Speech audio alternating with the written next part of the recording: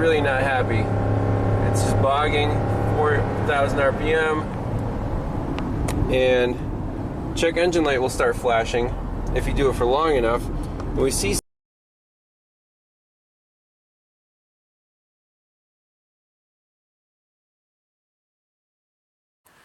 Everyone, welcome back to Pine Hollow Auto Diagnostics.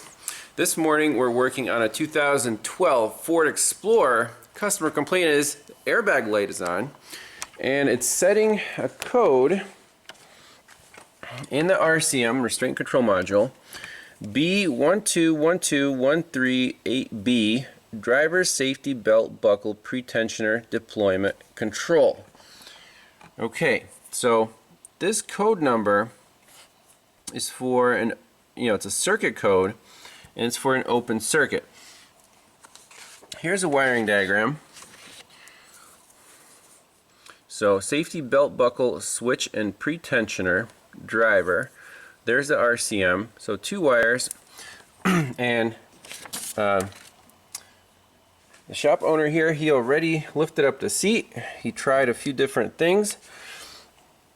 New pigtail right there. Apparently that's a common issue with these. And a different seat buckle.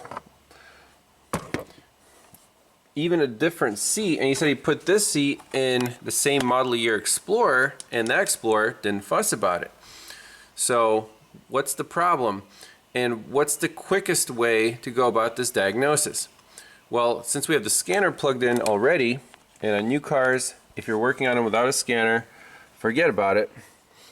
Let's go right into the RCM and let's read these resistances in all the loops. Now, when working with airbags, usually there's two of each item. There's always a driver and a passenger side. So we can look at the resistance on the passenger side, and that's no good. The computer's not fussing about that. And compare, let's see, read fault code.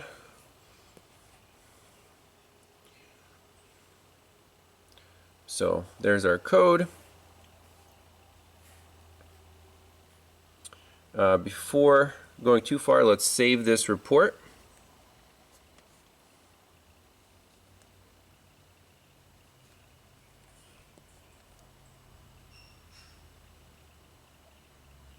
Okay. So everything's good except for the airbag light.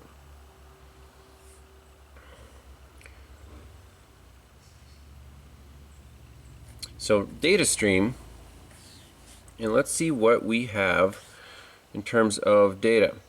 So there's driver seatbelt pretensioner deployment control, then there's driver seatbelt retractor pretensioner deployment control. So apparently there's a pretensioner in the seatbelt buckle and also in the seatbelt itself down here. We can see that on the diagram. There's safety belt retractor pretensioner driver there, and safety belt buckle switch and pretensioner driver. So two pretensioners both on the buckle side and the seat belt loop side. We're worried about the buckle. And let's compare those two to the passenger seat belt retractor pretensioner and passenger seat belt pretensioner. Okay? Here we have our ohm readings. So driver seatbelt pretensioner 3.3, 2.3, 2.6, 2.3. That's too high. Very interesting.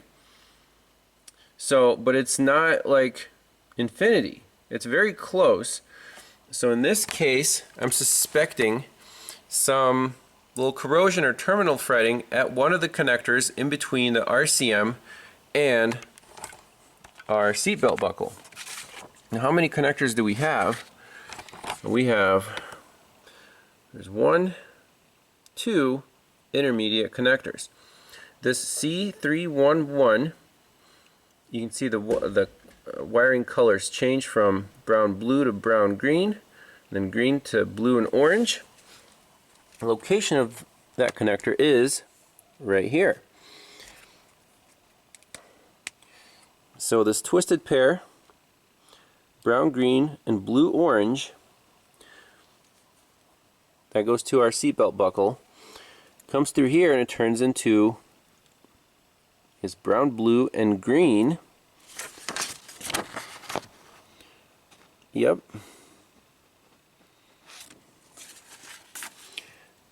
So let's undo this connector and look at our resistance down there. See if it goes to infinity. We're trying to get it down to, 2.5 ohms. Figure out how to undo this connector. There we go. There we go. So now we have 65 ohms. So that's the maximum reading. Let's take a close look at these pins. And if we plug it back in,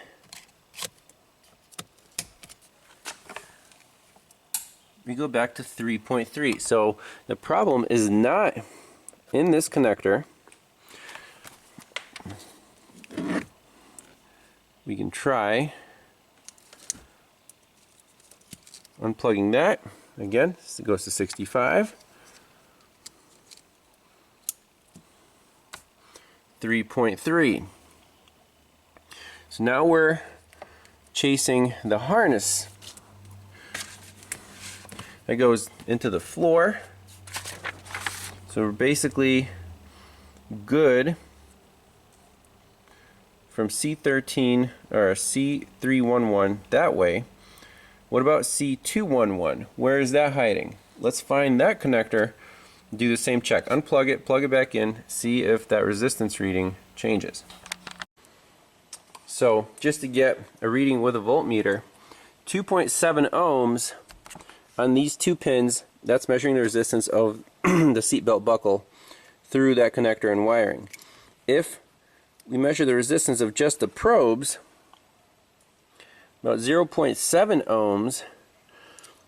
So if we take that into account, there's about 2 ohms through that pretensioner circuit. So these are very sensitive circuits, very low resistance, so they're very susceptible to a little bit of corrosion,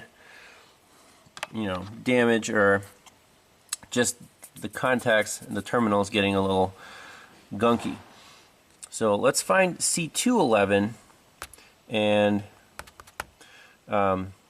basically unplug it, check the resistance from there going this way.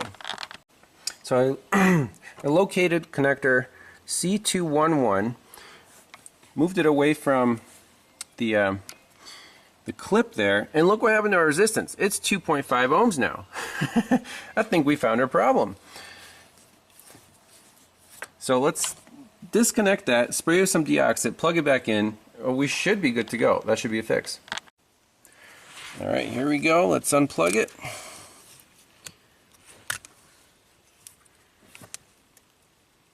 Again, the pins look fine. So it's going to be pins, let's see here, 52 and 54. So green and then brown with a blue.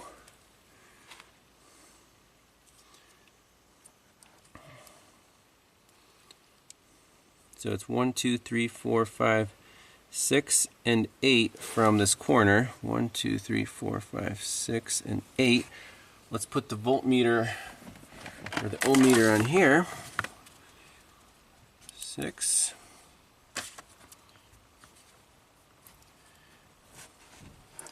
Now let's see here. That goes to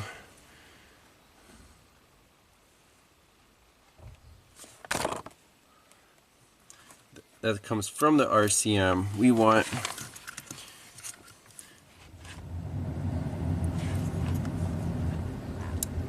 a little climate control action there. How do we turn that off?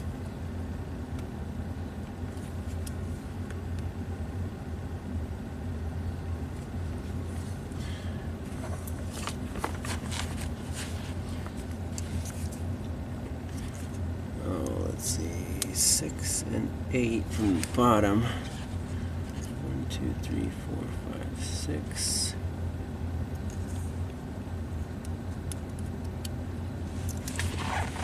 I'll just back probe these. 1, 2, 3, 4, 5, 6, and 8.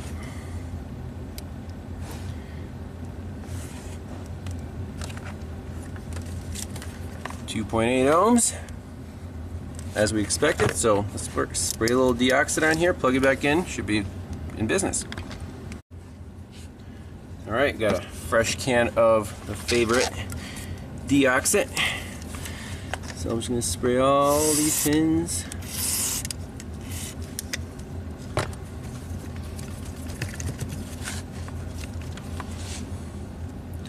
Plug the sucker back in.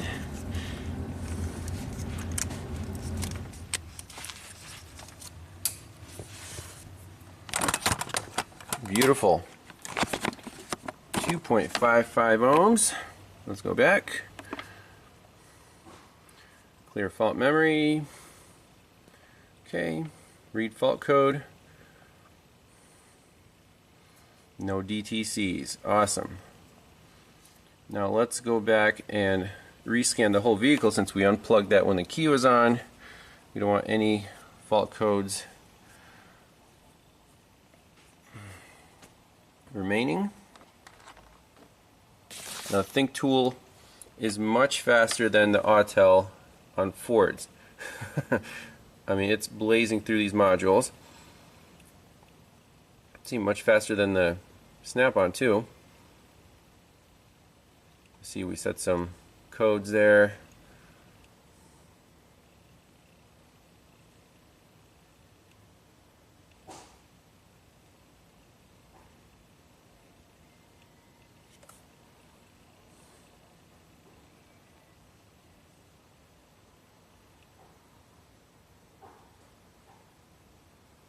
Okay. Clear DTCs. Yes.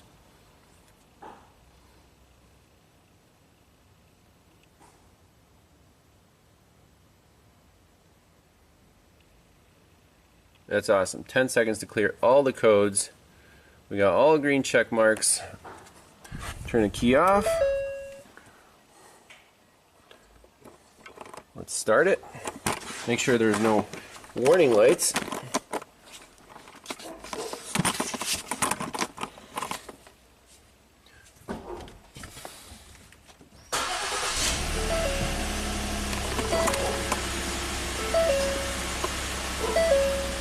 We're all happy. No more airbag light.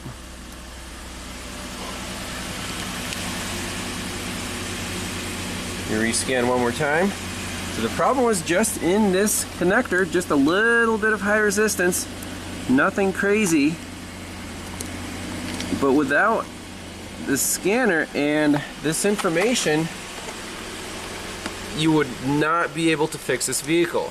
If you do have a good scanner and good information, you're done in 10 minutes.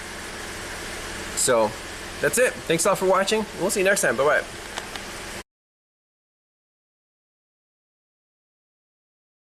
Alright, a little bonus footage here.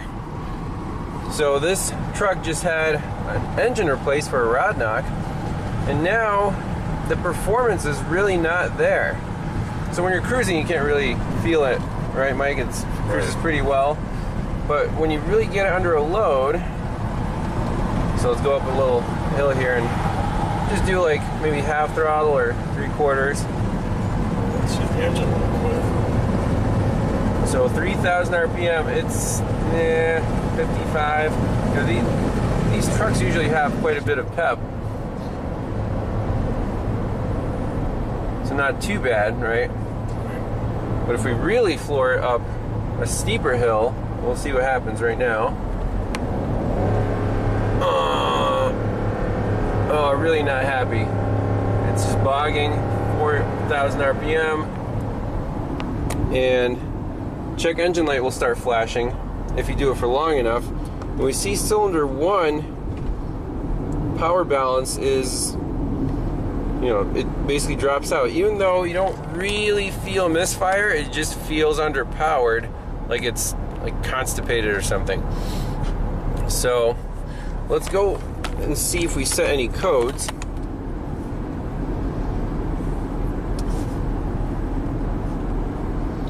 Read fault code.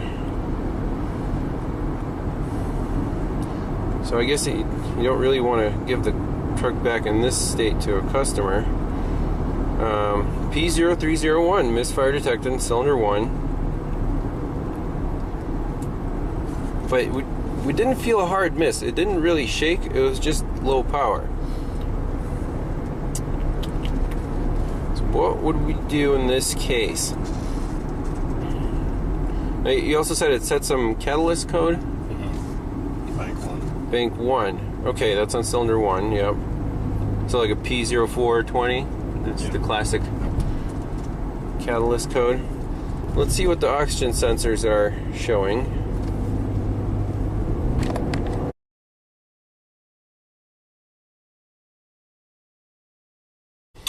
Alright, so we got a pretty steep hill here.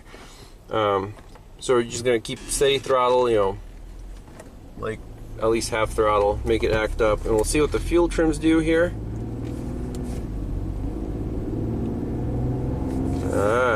Look at that. Long-term fuel trim bank 2 is 15%. Bank 1 is minus 6%.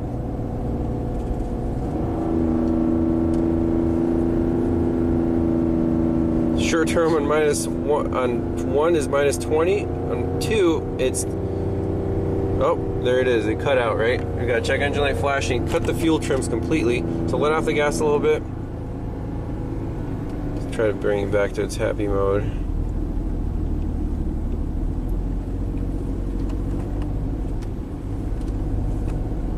Equivalence ratio.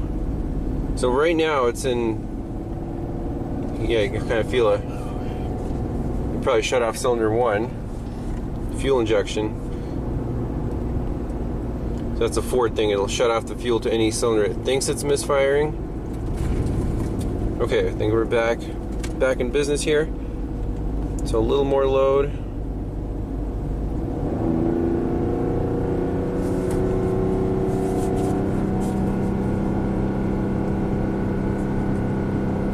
So positive trim on bank 2, negative trim on bank 1. Very interesting. So this truck definitely has a problem. Let's record some of this data. So under that type of load, it didn't go into that limp mode. But it thinks it's cylinder 1 is misfiring. It's almost like there's an imbalance between the two banks. A little more.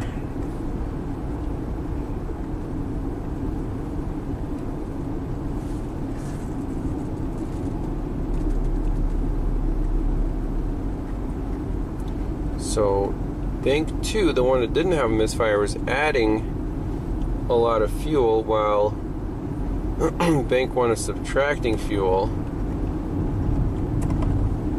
and that, you know, subtracts that much fuel, it might cause the misfire. But we do not have any timing codes.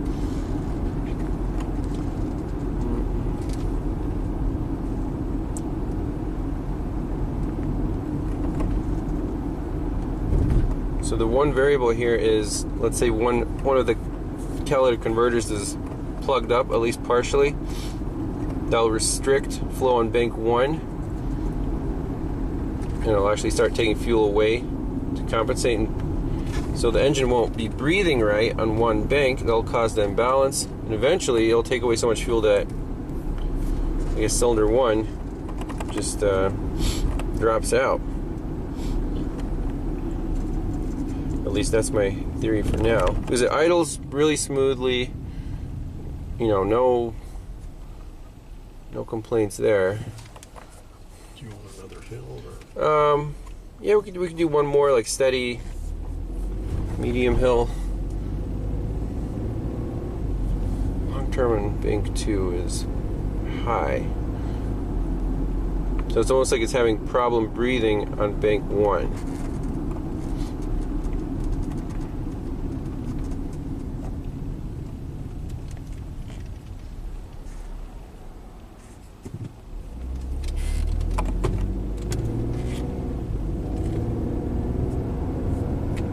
almost 20% in bank 2.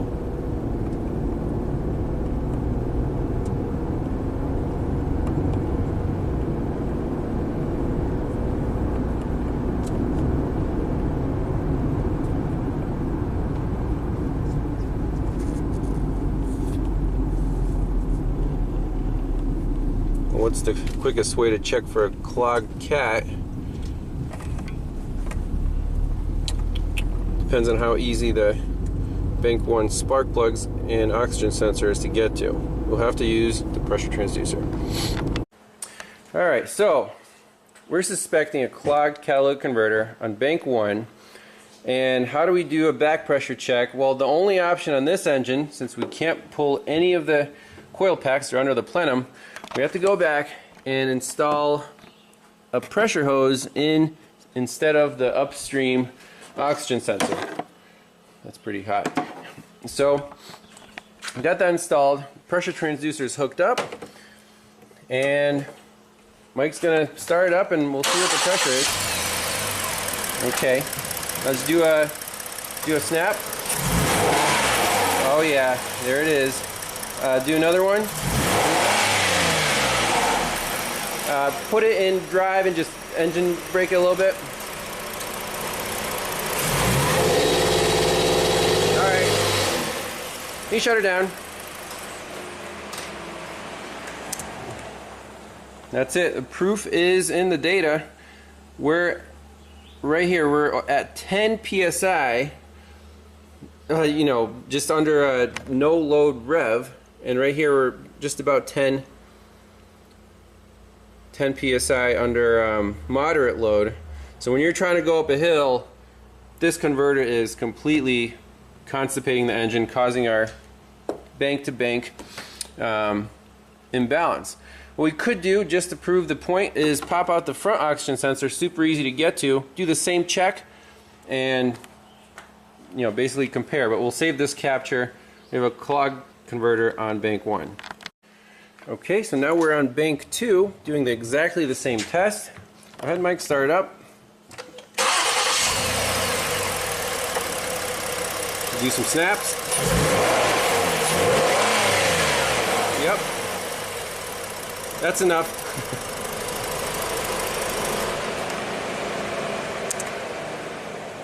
So you can see night and day difference here.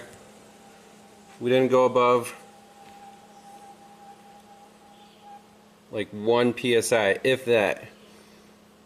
And you see the actual pressure pulses, but they're centered around 0 psi. The other one was over 10 on the same snap throttle.